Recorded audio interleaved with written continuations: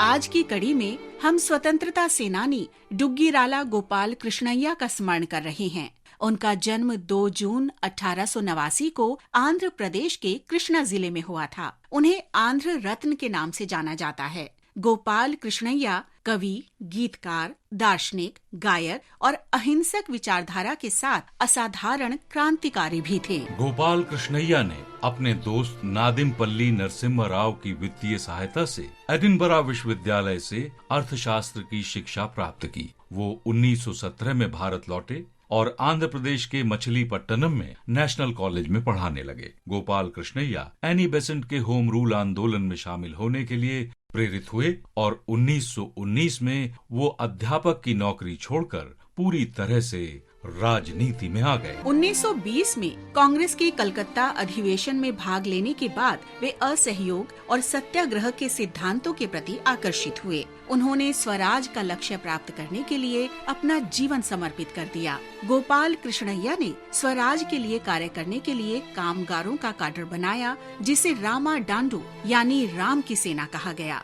1921 में रामा डांडू ने विजयवाड़ा में कांग्रेस के अधिवेशन के आयोजन में प्रमुख भूमिका निभाई।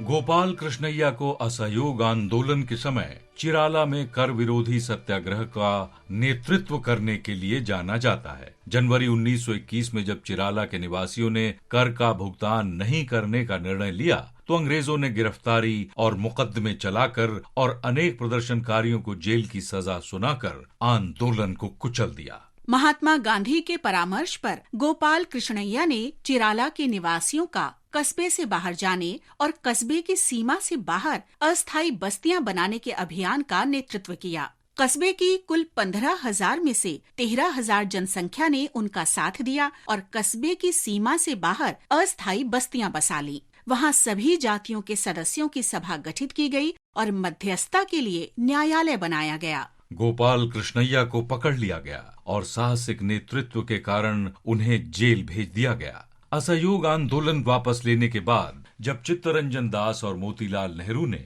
1925 में स्वराज्य पार्टी बनाई, तो गोपाल कृष्णैया भी उसमें शामिल हो गए। गोपाल कृष्णैया संस्कृत, तेलुगु, हिंदी और अंग्रेजी में निपुण थे। वे असाधारण लेखक थे और ओजस्वी वक्ता भी थे। उन्होंने आंध्र विद्यापीठ गोष्ठी की स्थापना की। इंग्लैंड में प्रवास के समय गोपाल कृष्णैया ने नंदी केसवर के अभिनय दर्पण का अंग्रेजी में अनुवाद किया, जो द मिरर ऑफ जेस्टर के नाम से प्रकाशित हुआ। 10 जून 1928 को 39 बरस की उम्र में गोपाल कृष्णैया का निधन हो गया।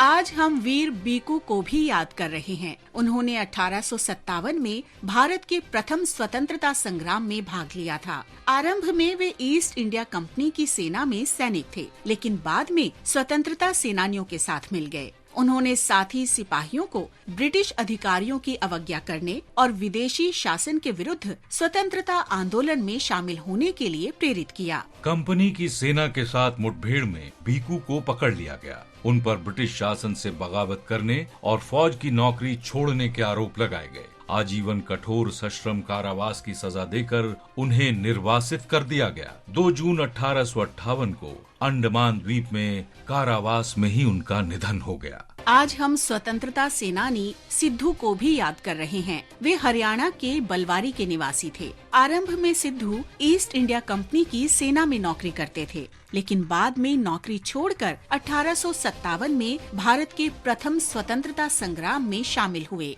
ब्रिटिश अधिकारियों ने उन्हें पकड़ लिया और सेना की नौकरी छोड़ने और ब्रिटिश शासन से बगावत करने के आरोप लगाए। सिद्धू को मृत्यु की सजा सुनाई गई और 2 जून 1858 को उन्हें फांसी दे दी गई।